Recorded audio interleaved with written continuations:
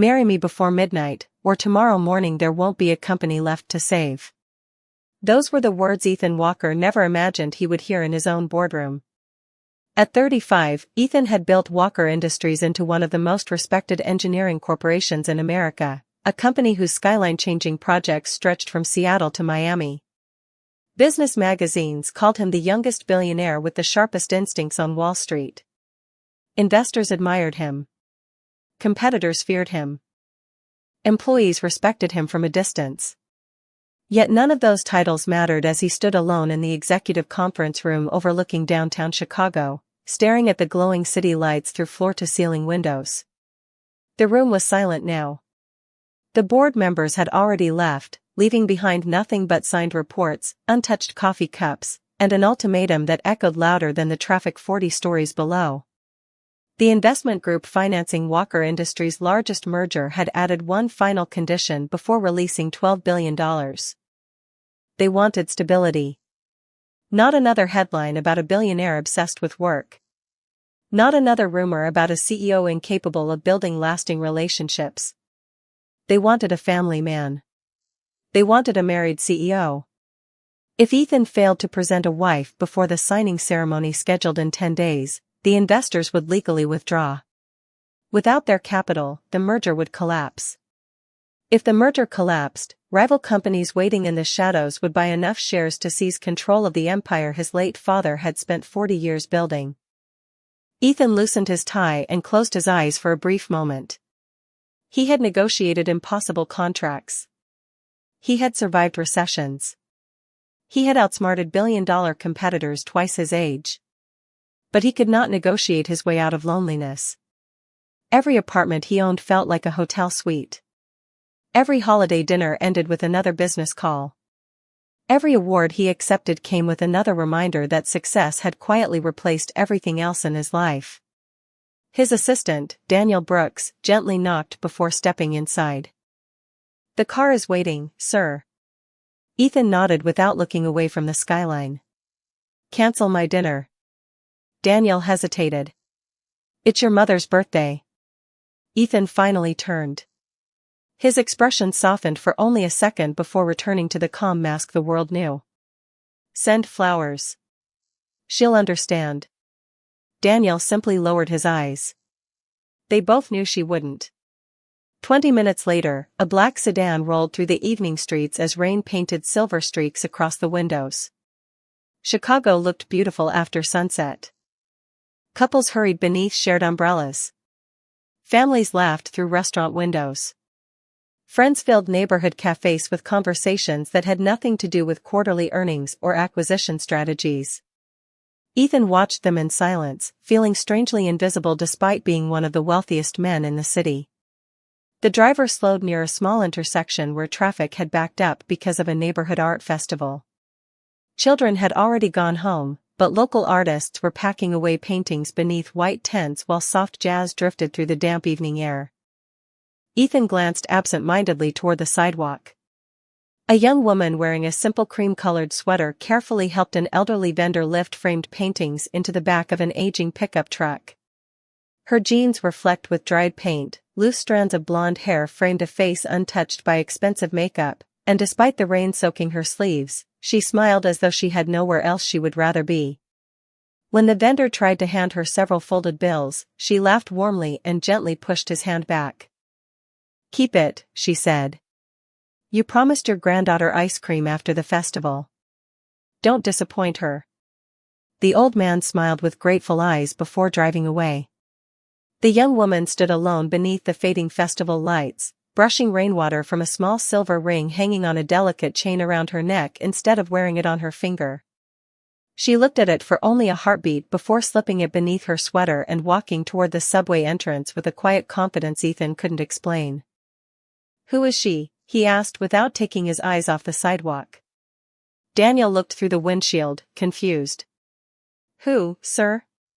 But by then she had disappeared into the crowd, leaving behind nothing except a question Ethan had never expected to ask and the first crack in the carefully constructed life that had protected his company for years while quietly imprisoning his heart. 10 days earlier, Ethan Walker had believed every problem in the world could be solved with intelligence, preparation, and negotiation. By sunrise, he understood that none of those qualities could manufacture trust. His office overlooked Lake Michigan, where the first light reflected across the water like polished steel. Normally that view reminded him why he worked so relentlessly. This morning it only reminded him how much he stood to lose. Daniel entered carrying a leather portfolio and a fresh cup of black coffee. The legal team confirmed the investment agreement, he said quietly. Everything is ready except the personal qualification clause. Ethan did not touch the coffee. Read it again. Daniel opened the folder. The chief executive officer must be legally married before the final signing ceremony to demonstrate long-term leadership stability and maintain investor confidence. Documentation must be verified at least 24 hours before closing. Ethan leaned back in his chair. An entire corporation depends on a wedding certificate. Daniel sighed. The investors believe leadership reflects personal stability. They think the public has grown tired of billionaire executives who only care about profits. Ethan almost laughed, but there was nothing amusing about it. The clause sounded absurd, yet $12 billion depended on those words. If the merger failed, thousands of employees could lose opportunities, suppliers would cancel contracts, and competitors would carve apart Walker Industries piece by piece. He refused to let that happen. Find someone, Ethan finally said. Daniel blinked. Sir? Someone respectable.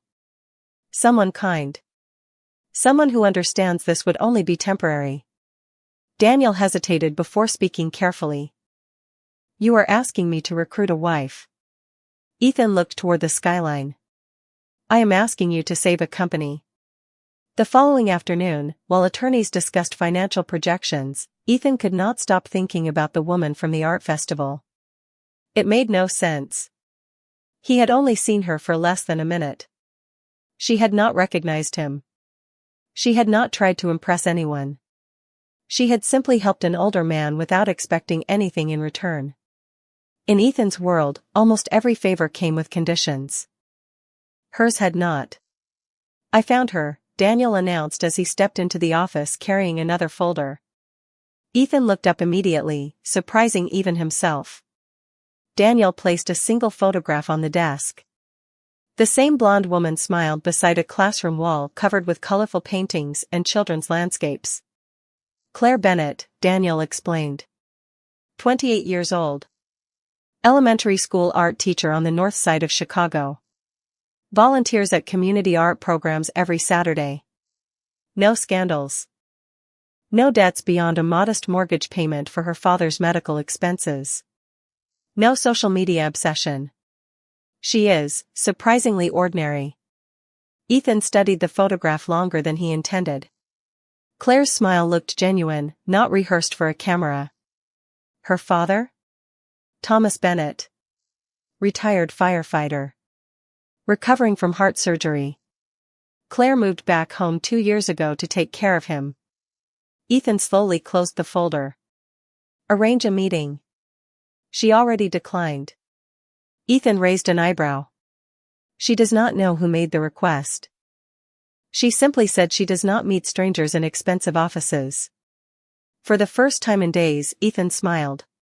It was small, but real. Then we will meet somewhere else.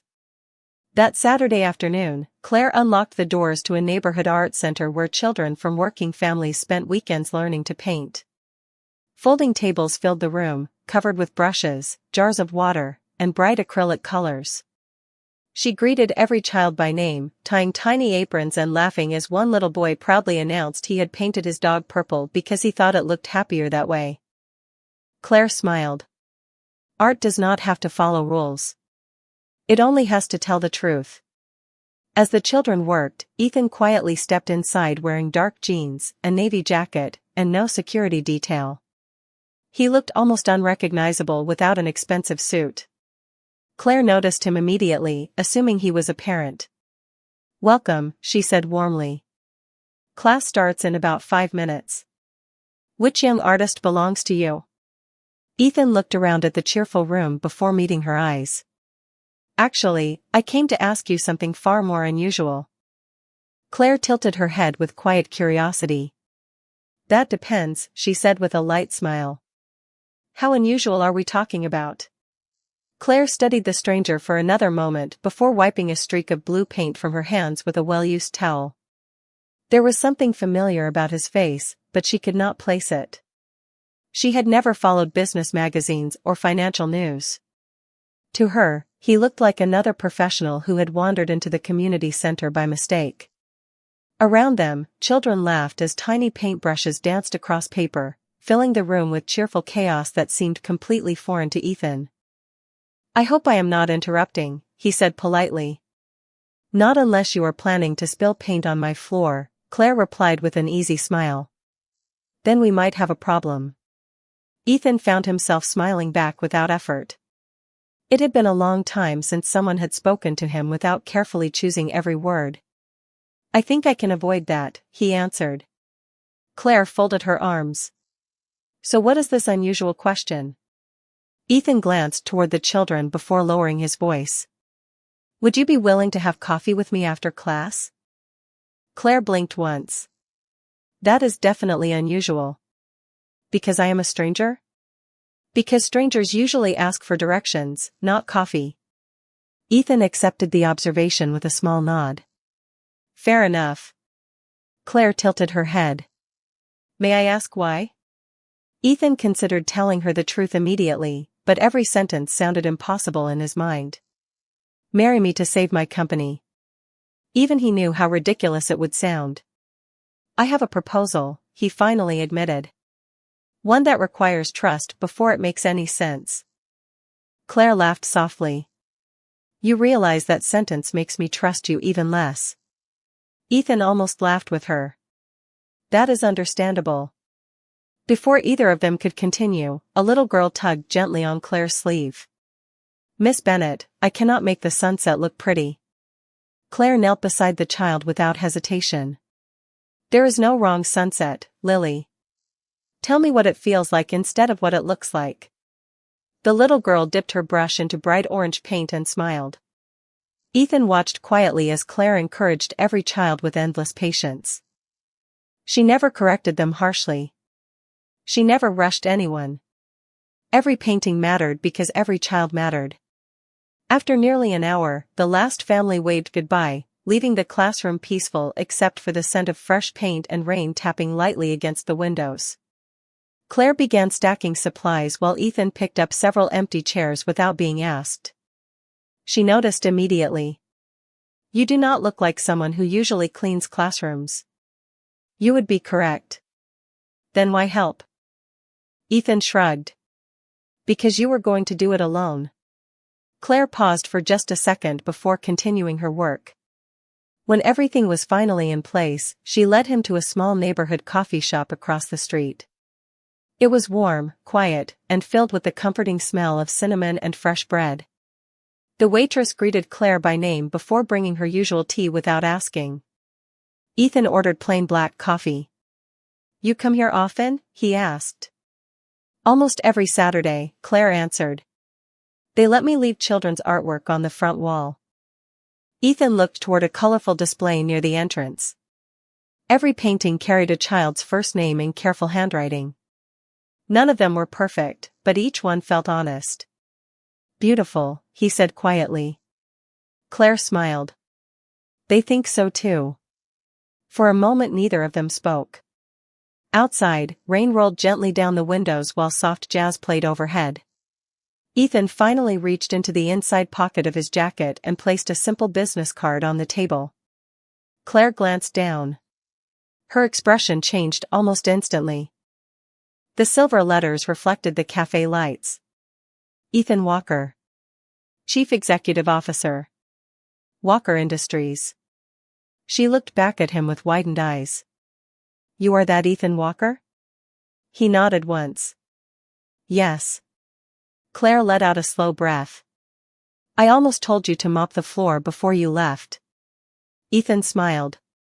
Honestly, I probably would have. She studied him carefully, trying to connect the quiet man sitting across from her with the billionaire whose face occasionally appeared on television screens at airport terminals. "So," she said cautiously, "what kind of proposal does a billionaire bring to an elementary school art teacher?" Ethan looked directly into her eyes. His voice remained calm, but every word carried the weight of the impossible decision ahead. "Miss Bennett, I would like to offer you a contract that could change both of our lives. Before you decide whether I have completely lost my mind, I only ask that you hear the entire story." Claire stared at Ethan for several silent seconds before leaning back in her chair. She searched his face for even the smallest hint that this was some elaborate joke, but his expression remained calm, almost uncomfortably sincere. Finally, she folded her hands around her cup of tea and smiled politely. "All right. You have exactly 5 minutes before I decide whether to leave." Ethan nodded. "That is fair." He took a slow breath, choosing his words with more care than he had ever used during a billion-dollar negotiation. Walker Industries is preparing for the largest merger in its history. Everything is ready except one condition required by the investors. Claire raised an eyebrow. "What kind of condition?" "They require the chief executive officer to be married before the agreement can be finalized." Claire blinked once. Then she laughed. It was not a nervous laugh or a forced one. It was genuine disbelief. "You are serious?" "Completely." She shook her head. "That has to be the strangest business requirement I have ever heard." "I agree." Ethan did not smile. "Unfortunately, $12 billion depends on it." Claire rested her elbows on the table. "So you need a wife?" "Temporarily." "And somehow you decided to ask me." Ethan looked directly into her eyes.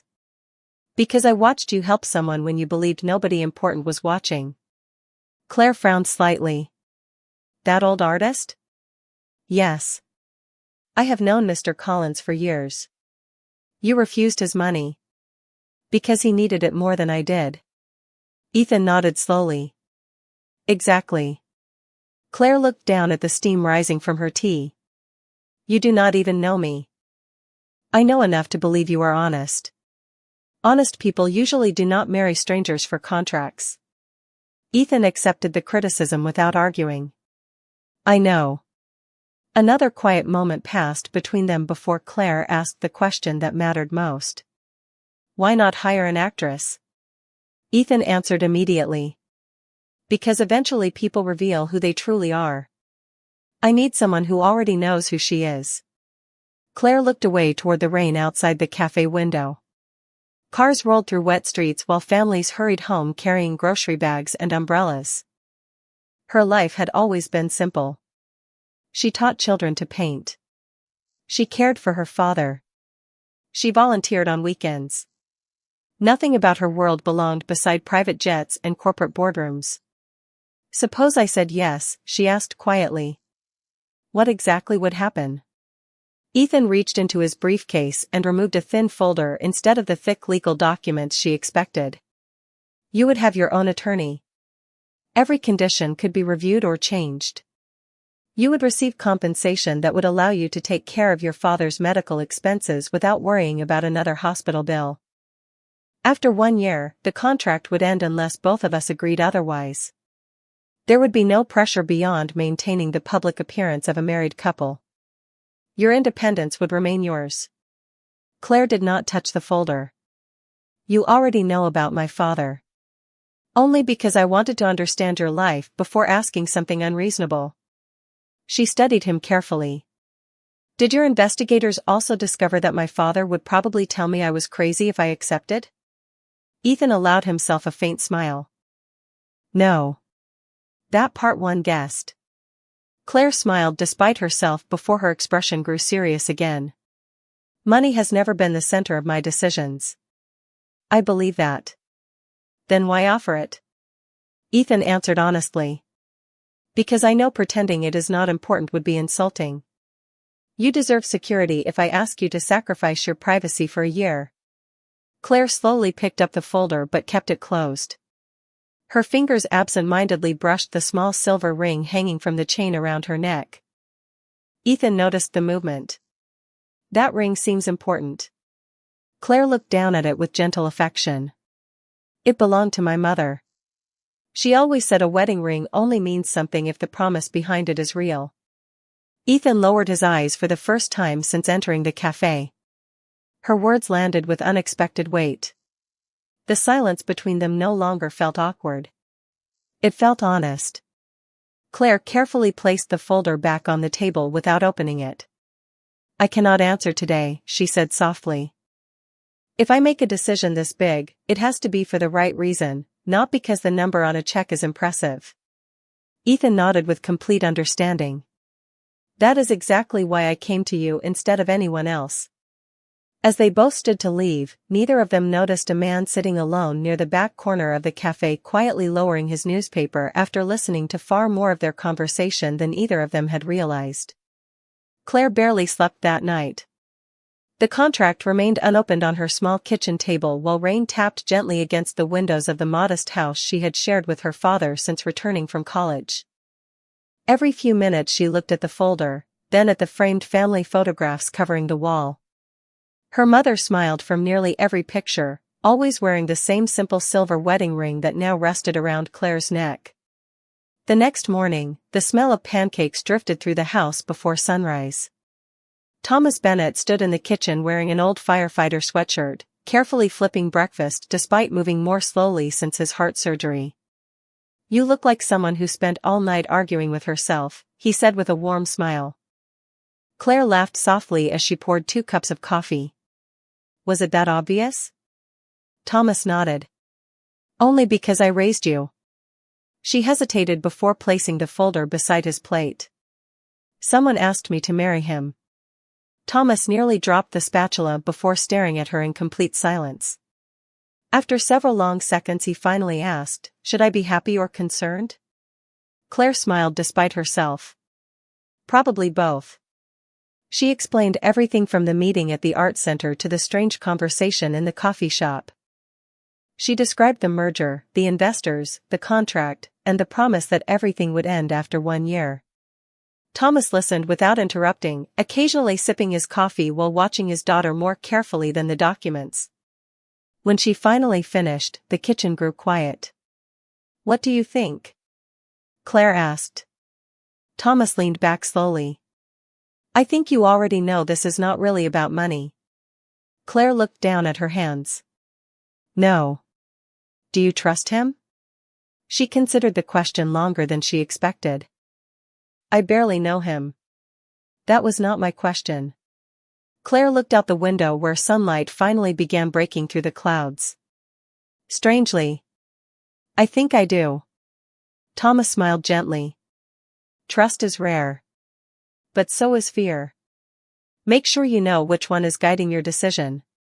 Later that afternoon, Claire drove to the cemetery where her mother had been buried 8 years earlier. She placed fresh white lilies beside the headstone before sitting quietly on the nearby bench. The silver ring slipped into her hand as she whispered, Mom, you always told me that love could never be written into a contract. So why does this feel like the beginning of something instead of the end? A cool breeze stirred the trees overhead. No answer came, only silence and memories. Yet somehow her heart felt lighter when she stood to leave. Meanwhile, across the city, Ethan sat through another exhausting board meeting. Charts filled enormous screens while executives debated legal deadlines and shareholder expectations. None of them noticed that Ethan had barely spoken during the entire meeting. His thoughts kept returning to the small neighborhood coffee shop and the art classroom filled with colorful paintings. He remembered the way Claire encouraged every child without making anyone feel small. He remembered how naturally she had defended an elderly artist. He even remembered the silver ring she wore around her neck instead of on her hand. Daniel quietly approached after the meeting ended. The investors moved the signing ceremony forward by 2 days, he said. Ethan closed his eyes briefly. How much time do we have? 6 days. Ethan nodded once. Do not pressure her. Daniel looked surprised. Sir, if she refuses, the merger is finished. I know. Ethan stood and looked toward the city below. But if she says yes because she feels trapped, then I will have already failed. That evening Claire called the number on Ethan's business card. He answered after the second ring. Miss Bennett. You sound like you expected my call. I hoped for it. She smiled faintly before speaking. I have not made a decision yet. I understand. But if I am going to consider something this extraordinary, I need to see your world before I answer. Ethan did not hesitate. Then tomorrow I will show it to you exactly as it is.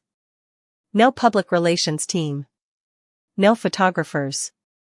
No rehearsed speeches. Claire took a slow breath. Good.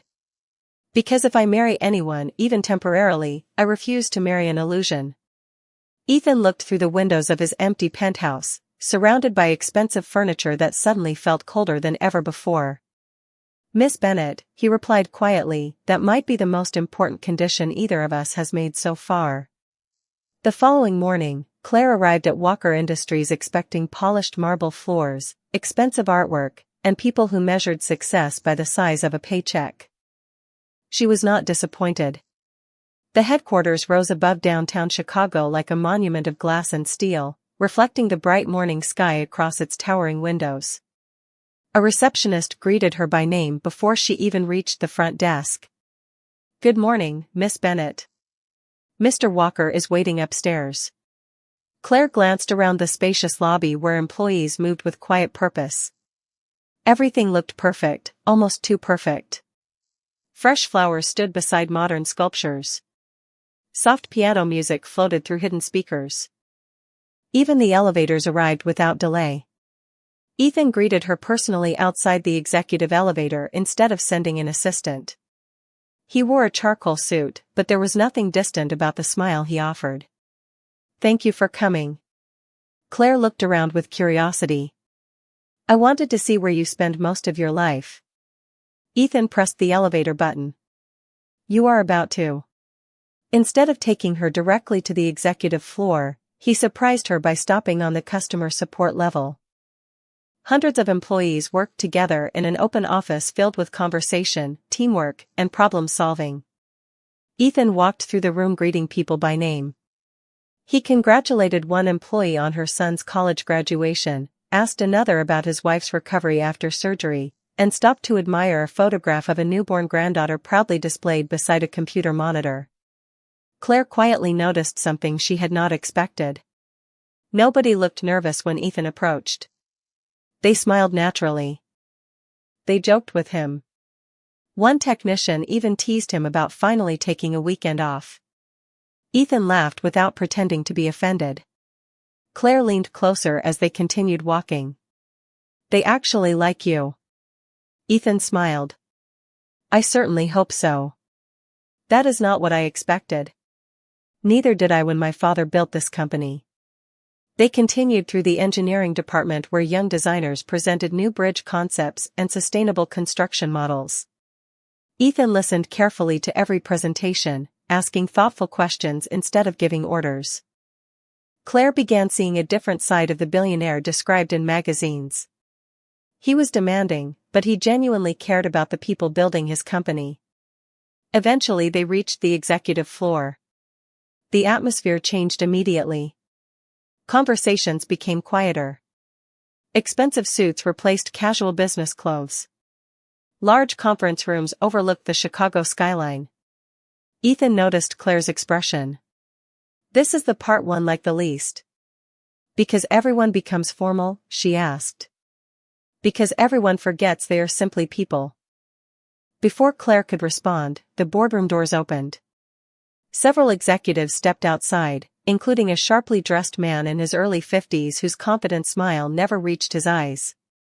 Ethan, he said smoothly. You must be Miss Bennett. Ethan's expression remained polite but noticeably cooler. Claire, this is Richard Holloway, our chief financial officer. Richard extended his hand warmly. It is wonderful to finally meet the woman everyone seems curious about. Claire accepted the handshake. Nice to meet you. Richard studied her with practiced charm. Quite an unusual friendship for our very busy chief executive officer. Ethan answered before Claire could. Miss Bennet is visiting the company. Of course, Richard replied. I hope you enjoy the tour. Walker Industries has always been built on trust.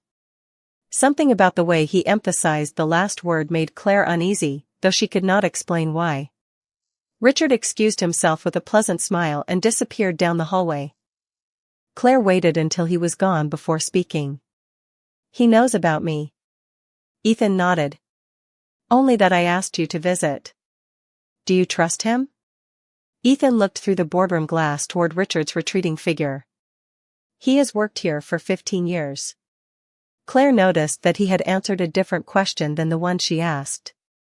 They continued into Ethan's office, where the breathtaking view of Lake Michigan stretched endlessly beyond the windows. The room was elegant but surprisingly personal. Family photographs stood beside engineering awards. A faded baseball rested on one shelf. In the corner, covered by a protective cloth, sat an old grand piano. Claire walked toward it instinctively. You play? Ethan smiled faintly. My mother taught me when I was a boy. Why is it covered? Ethan looked at the silent instrument for several moments before answering. Because after she moved away to live closer to my sister in Boston, I never touched it again. Claire gently rested her fingertips on the edge of the piano without lifting the cover. Sometimes a house grows quiet because nobody remembers to fill it with music. Ethan looked at her with unexpected emotion. No financial advisor, investor, or board member had ever described his life so simply or so accurately. At that very moment, several floors below them, Richard Holloway stepped into his private office, closed the door, and quietly opened a file labeled Claire Bennet, adding one more page beneath the growing stack before reaching for his telephone. Claire stood quietly beside the covered piano, letting her fingertips rest on the smooth wooden edge for another moment before turning back toward Ethan. May I ask you something personal? She said. Ethan nodded. You already have. She smiled softly. Why do I get the feeling this company means more to you than being wealthy? Ethan walked toward the floor-to-ceiling windows overlooking the lake. His reflection appeared beside the skyline, making him look like just another shadow among the towering buildings. My father started Walker Industries with 6 employees and 1 used pickup truck, he said. He believed that if you treated people fairly, they would build impossible things together. He used to tell me that bridges were never really made of steel. They were made of trust. Claire listened without interrupting. When he passed away, I promised I would never let this company disappear. Every family that depends on these paychecks became part of that promise. Claire nodded slowly. So this is not about protecting your fortune. No, Ethan admitted. It is about protecting theirs. The honesty in his voice caught her by surprise. For the first time since meeting him, she understood that his fear was not losing money. It was failing thousands of people who believed in him. Before either of them could continue, Daniel knocked gently and stepped inside. Sir, the investor conference has been moved to tomorrow morning. Ethan frowned. Tomorrow? They want an early progress update. Daniel glanced respectfully toward Claire before adding, they are becoming impatient. Ethan thanked him quietly, and Daniel left the office. The room fell silent again. Claire looked toward the city below. How many people work here? Almost 12,000 across the country. She slowly absorbed the number. 12,000 families. 12,000 lives connected to one decision. Ethan noticed the change in her expression. That is why I refuse to pressure you, he said. If you say no, I will accept it. I will find another solution, even if I do not know what that solution is yet. Claire looked directly at him. Would you? Ethan smiled faintly. Probably not. But I would rather lose the company than ask someone to sacrifice their integrity. Those words lingered between them long after they were spoken. Later that afternoon, Ethan insisted on driving Claire home himself instead of calling a company driver. They left the downtown skyline behind and crossed into quieter neighborhoods lined with maple trees and modest brick houses. Claire pointed toward a neighborhood bakery. Stop here for a minute. Ethan parked along the curb without asking why. She disappeared inside and returned carrying 2 small paper bags filled with fresh cinnamon rolls. She handed one to Ethan. Lunch. He looked amused. I was planning to take you somewhere much more expensive. Claire laughed. Good food does not care about the price tag. They sat on a nearby park bench overlooking a small pond where ducks drifted peacefully across the water. Children played on swings while grandparents watched from shaded benches. Ethan tasted the warm pastry and smiled with genuine surprise. This might be better than the desserts at my favorite restaurant. That is because the woman who owns the bakery still makes everything herself every morning at 4 o'clock. Ethan looked around at the ordinary afternoon unfolding around them. Nobody recognized him. Nobody expected anything from him. For the first time in months, he finished an entire meal without checking his phone. Claire noticed. You have not looked at your messages once. Ethan glanced at the silent device resting beside him. I forgot it was there. She smiled. That seems healthy. Across the street, hidden inside a parked sedan, Richard Holloway lowered a pair of binoculars and quietly snapped several photographs with his phone. One image showed Ethan laughing on the park bench. Another captured Claire handing him the cinnamon roll. Richard smiled to himself before forwarding the pictures to an unknown contact with a short message. Continue monitoring them. We may have found exactly what we need. Unaware they were being watched, Ethan and Claire continued walking through the neighborhood after lunch. As they passed a small music store, faint piano notes drifted through the open doorway. Claire paused instinctively. You should play again, she said gently. Ethan looked toward the melody floating into the afternoon air. Maybe someday. Claire smiled with quiet confidence. I do not think someday is as far away as you believe. The next morning arrived faster than either of them expected. Claire stood in front of the mirror in her bedroom, looking at the unopened contract that now rested beside her mother's photograph. She had spent 2 days learning about Ethan's world, yet one question continued to follow her. Was he asking her to become part of a performance, or had fate quietly introduced 2 lonely people who happened to need each other for very different reasons? Downstairs, Thomas Bennett poured 2 cups of coffee before noticing his daughter lingering at the staircase. You have that look again, he said with a knowing smile. Which one? Claire asked. The one your mother wore whenever her heart had already made a decision but her mind kept asking for another meeting. Claire laughed softly before sitting beside him. She wrapped both hands around the warm coffee mug without taking a sip. I saw something yesterday that surprised me. Thomas waited patiently. I expected to meet a billionaire who only cared about contracts and headlines. Instead, I met someone who knows every employee's name and still feels guilty for missing his mother's birthday.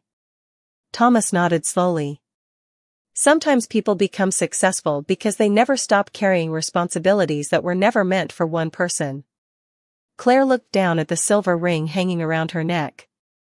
If I say yes, I might be helping save a company. Or, Thomas replied gently, you might be helping save a man who has forgotten how to live outside that company. His words stayed with her long after breakfast ended. Meanwhile, Ethan entered the investor conference carrying the same confidence he had shown for years, but inside he felt every passing hour becoming heavier. The representatives from the investment group reviewed financial forecasts, legal schedules, and construction timelines before one of them finally asked the question everyone had been avoiding. Mr. Walker, has the personal qualification requirement been resolved? Ethan answered honestly. Not yet. A quiet murmur spread around the room.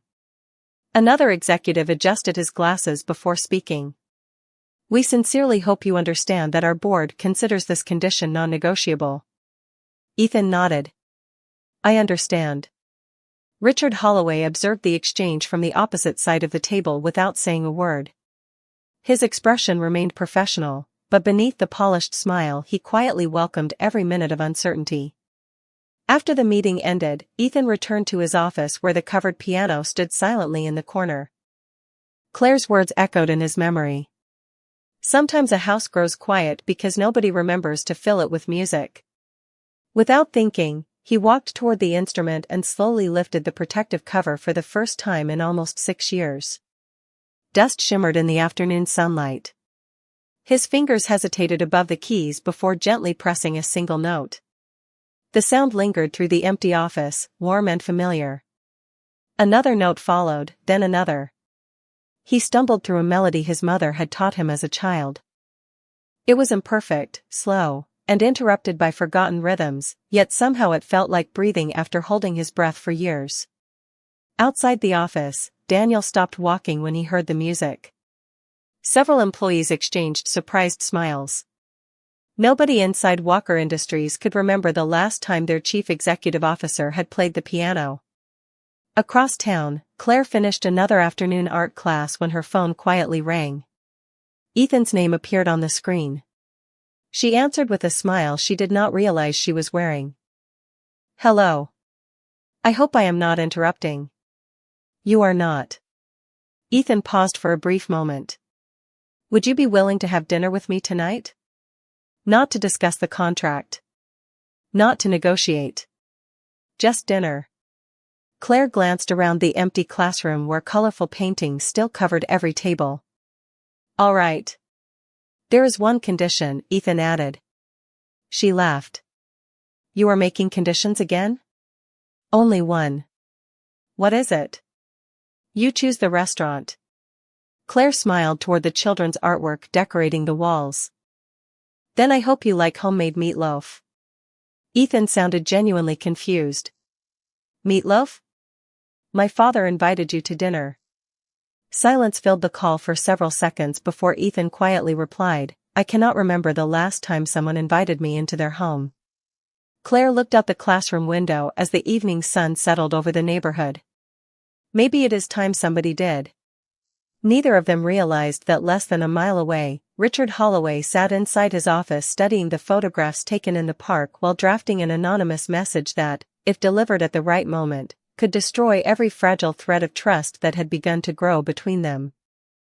That evening, Ethan arrived at the Bennett house carrying nothing more expensive than a small bouquet of fresh white lilies after Daniel quietly advised him that bringing an extravagant gift would only make Claire uncomfortable. The modest brick home glowed warmly beneath the porch light, and for the first time in years Ethan felt unexpectedly nervous standing in front of an ordinary front door. Claire opened it before he could knock a second time. She wore a simple navy sweater, her hair loosely tied back, and she smiled with the same quiet kindness he had first seen at the art festival. "You are right on time," she said. Ethan held out the flowers. "I remembered you liked white lilies." Claire accepted them with visible surprise. "Most people only remember expensive things." Ethan answered honestly. "I am trying to remember the important ones." Inside, the dining room smelled of homemade meatloaf, roasted vegetables, and freshly baked bread. Thomas Bennett greeted Ethan with a firm handshake instead of the careful politeness Ethan usually received. "Welcome to our home," Thomas said. "Tonight you are our guest, not a billionaire." Ethan smiled. "That is the best invitation I have received in a long time." Dinner unfolded with easy conversation rather than awkward formality. Thomas shared stories from his years as a firefighter, Claire laughed about one of her students painting a green giraffe because it looked friendlier, and Ethan found himself laughing so naturally that he almost forgot the deadline waiting for him downtown. Nobody discussed contracts. Nobody mentioned investors. For one ordinary evening, he was simply another man sharing a meal around a family table. After dinner, Claire carried dessert into the kitchen while Thomas quietly joined Ethan on the back porch. The evening air was cool, and the neighborhood was peaceful except for crickets singing in nearby trees. Thomas rested his hands on the porch railing before speaking. "I have watched my daughter spend years putting everyone else before herself." Ethan listened silently. "If she ever says yes to your proposal," Thomas continued, "do not mistake her kindness for weakness." Ethan met the older man's eyes. "I would never do that." Thomas nodded. "Good. Because she deserves honesty more than comfort." Ethan took a slow breath. Then I owe you the truth. I came into her life believing I needed a wife to save my company. Somewhere along the way, I started hoping she would simply stay in my life. Thomas smiled gently. That is a different reason entirely. Before Ethan could answer, Claire stepped onto the porch carrying 3 slices of apple pie. I hope I am not interrupting an important conversation. Thomas chuckled. Actually, I think we just finished one. They returned inside, where the evening slipped by almost too quickly. As Ethan prepared to leave, Claire walked him to his car beneath a sky filled with quiet stars. Neither of them hurried to say goodnight. Thank you, Ethan said softly. For what? For reminding me what a home feels like. Claire looked at him for a long moment before reaching into her coat pocket. She removed the unopened contract folder he had given her days earlier.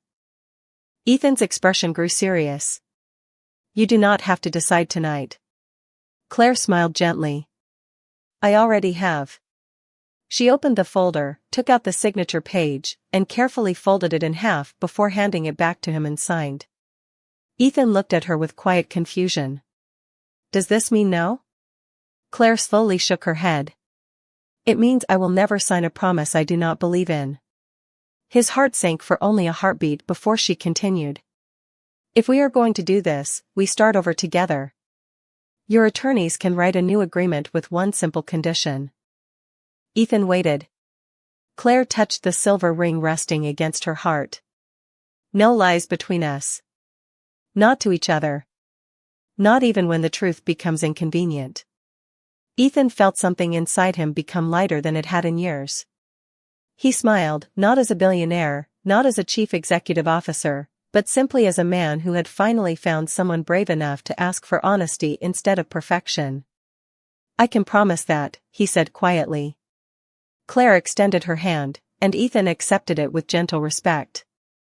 Neither of them noticed a dark sedan parked farther down the street pulling away into the night after capturing one final photograph.